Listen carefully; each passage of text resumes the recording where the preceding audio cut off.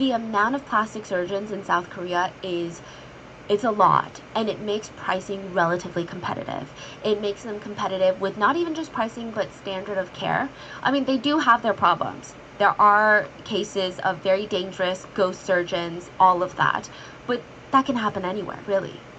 Not only that, but Ayoung was someone that made a lot of money.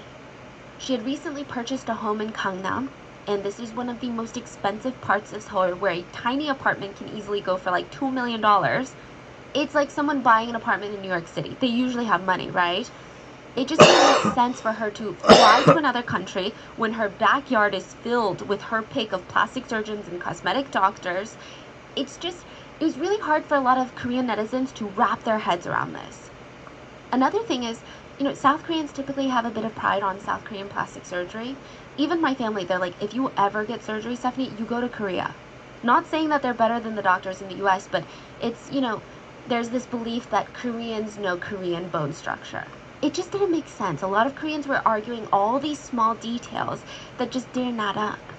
Also, considering Ayoung's career, her career on social media was built partly thanks to her appearance, and I know that some people use that to be snarky. I'm saying that with genuine respect. Like, it is not easy to build a career online, but she built a career online, and I'm sure her appearance did play a role in it, and I think everyone knows that, including Ayoung. It just wouldn't make sense for her to go to a random clinic, because it could impact her future career if something wasn't done well.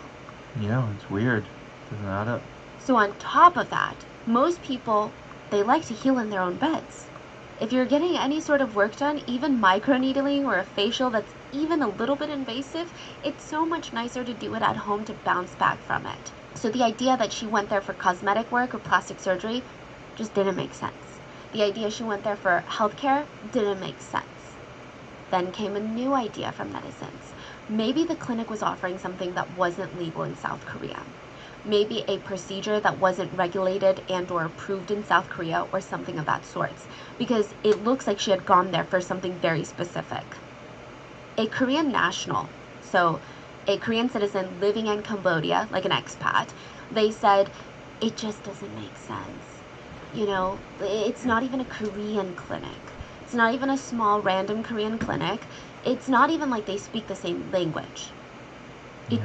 The only reason for her to have gone to that clinic is because someone recommended her to it or vouched for the establishment. It's not even a well-known clinic amongst locals. It's not like, hey, you're sick. The locals are like, oh, you got to go to this clinic, which makes sense, right? I just don't see anyone walking there on a whim.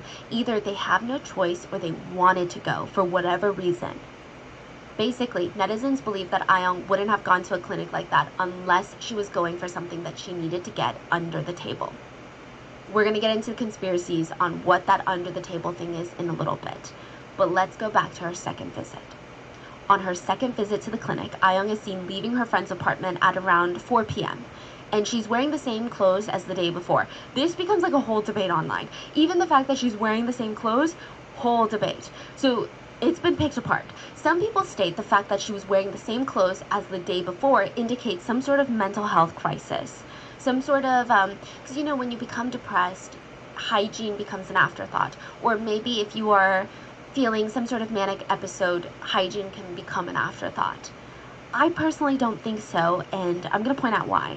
So first of all, I don't think that outfit repeating is that uncommon, and her hair was styled differently the next day. Like, her hair was groomed. So to me, that indicates she was still keeping up with her hygiene.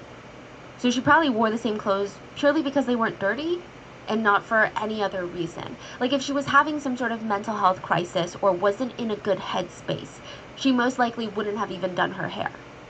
So Ayoung's walk to the clinic the second time was just as unremarkable.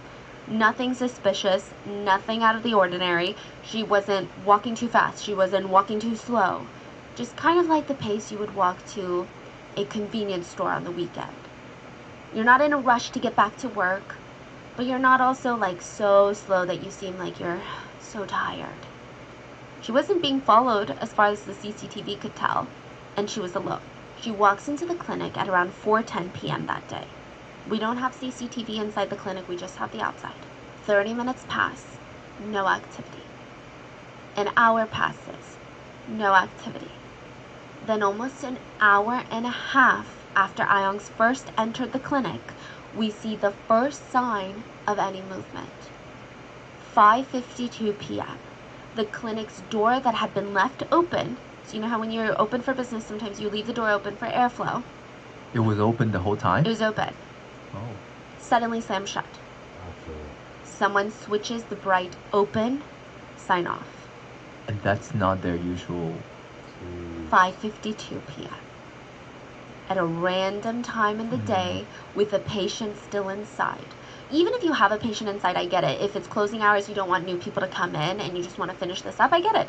But usually businesses close at 6 p.m., 6:30 p.m. Okay, even 6:30, I usually see like 6 p.m., 7 p.m., right? I've never heard anyone be like, our opening hours are from 10:12 a.m. to 5:52 p.m. Yeah. Regardless, there's still a patient inside. And so for the next 20 minutes, we don't really see too much. Then at 6:12 p.m., a woman is seen leaving the clinic. This is suspected to be the wife of the owner. She's almost like peeking down the street is kind of the interpretation of this. Like when you're waiting for someone to come and you want to surprise them. So you're like, oh, I wonder if they're here. You're checking for their car. You're checking for signs of them. She peeks, pivots on her heel, and goes back into the clinic. 3 minutes later, the signboards are switched back on. Open sign is on? For hours, nothing.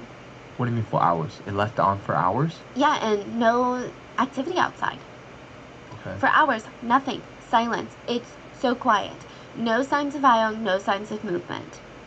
And then we see Rai, the husband, leaving the clinic, only to return back on his Vespa.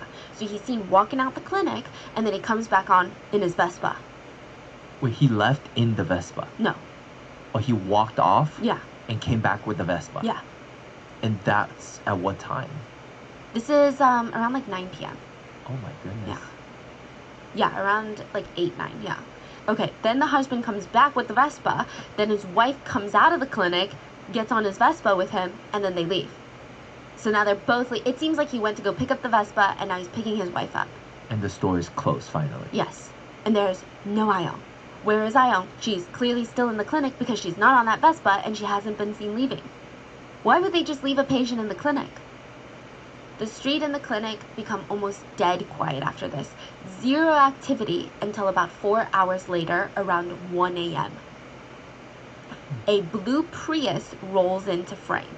The Prius stops in front of the clinic entrance.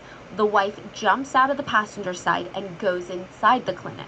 The husband starts reversing, trunk first, till the car is tightly positioned next to the entrance of the clinic. Like, too close. Nobody parks like that.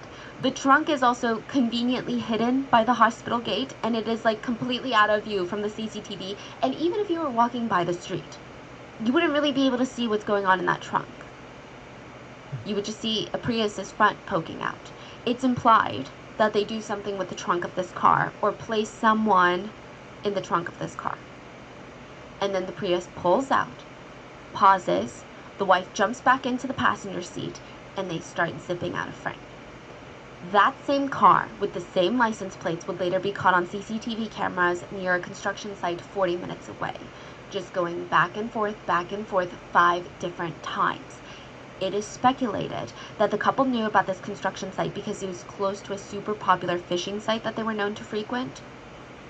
So if we piece together all the CCTV footage of Ayong entering the clinic, the couple's car driving around the construction site on June 5th, we know that Ayong was in the clinic for 9 hours. We don't know for how many of those hours she was kept or was still alive. Her body was left in the construction site June 5th. She wouldn't be found till June 6th. The only people that can give us answers on what happened between the time that she was alive and walking into the clinic and the time that her body was discovered in the construction site, the only people are the couple. The husband has given his side of the story, but it's not reliable for a lot of reasons, for the obvious reasons that he has incentive to lie, but also he keeps changing his story. So the first story he tells was that of Ayong coming into the clinic, requesting a Chinese medicinal serum injection.